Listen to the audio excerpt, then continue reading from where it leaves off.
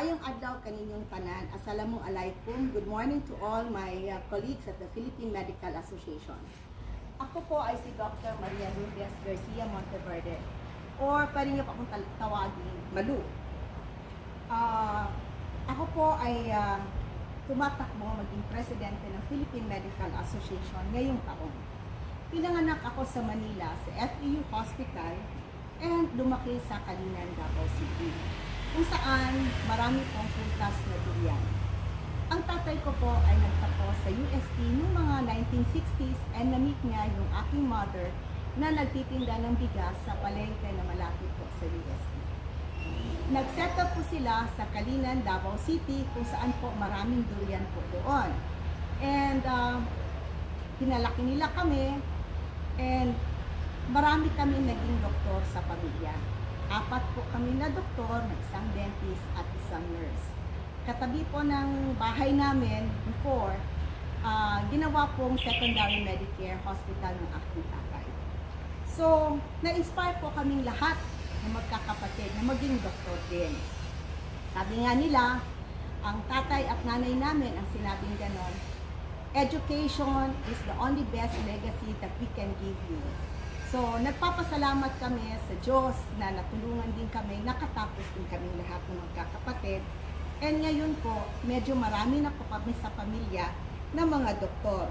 May 8 na kami na medical doctors, including my husband and myself. My husband is also pala a doctor and a fellow of PCS and PSGS. Ang daughter ko naman ay bagong natapos lang din sa medisina. And of course, dadagdagan ng pamilya, meron kaming 2 dentist at isang nurse. Members po kami lahat ng Davao Medical Society at ng Philippine Medical Association.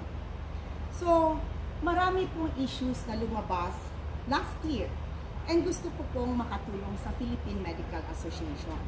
Ang isa nito is ang universal healthcare. Ilang taon din na naging usap-usapan sa PMA ang universal healthcare until it became a law last year. And natamaan po tayo lahat ng mga doctors. And there was a clamor for change and amendments from the doctors. And these concerns are premium payments as direct contributors, our accreditation fees, and its process. Malaki po ang naging epekto nito sa amin. And as a mother of a new board passer, hindi namin alam kung anong landas na kurso sa medisina ang kukunin ng aming daughter and what the future holds for the new doctors in this country. Medyo napag-isipan ko po din na kailangan po may representation po ang Visayas and Mindanao na makikipag-work with naman sa mga doktor na nasa Luzon. Kasabay po nito ang maraming naging issues at mga pagbabago sa health education, technology, globalization, at itong mga recent na pangyayari. Kailangan po na maramdaman po natin na whether tayo ay nasa government or private or community practice na may katuturan or significance ang ating organisasyon sa ating pagiging doktor. We need a Philippine Medical Association that is inclusive and relevant to the times. A PMA that will unite all doctors under one umbrella organization and should act on the matters of importance to us. The Universal Healthcare Law, the Physicians Act, which is upcoming, and the Emergency Medical Act, amongst many others that are pending in Congress and Senate.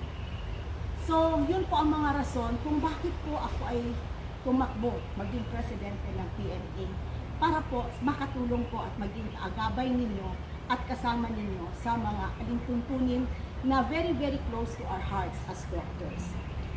This run is most probably the longest in the history of the Philippine Medical Association because of the pandemic that we are in, which globally affected all countries and healthcare delivery systems were stretched to the limit. Our colleagues as frontliners suffered the most and lives were lost, and their sources of living, our sources of living, suffered too. Now, doctors, my dear colleagues, we are in the midst of a pandemic and a global recession. Sa pandemya po ngayon, we are not or no longer the silent service workers that people thought us to be. We, with a very strong demand for our services, we became the frontliners and we became the modern heroes. We became the hope of our nation. However, while we continue to fight for the health of this country, and while a lot of our colleagues have sacrificed their lives fighting during this war with an invisible adversary, a new law was to take effect. A law which adds burden to us. Did doctors feel abandoned, overlooked, and neglected? Yes. This was then that I realized that the doctors were poorly represented and is continuously being poorly represented in the government. Kaya kailangan natin magtulong-tulong para marinig ang ating mga boses. Pinapaalam ko po sa inyo, wala po akong balak tumakbo sa government position at ito po ay bawal sa aking isang international position. At wala po kaming kakayahan i-develop ang ating PMA building, pero nandito po ako, ready po na tumulong sa inyo para maging inclusive and relevant ang Philippine Medical Association sa panahon ngayon.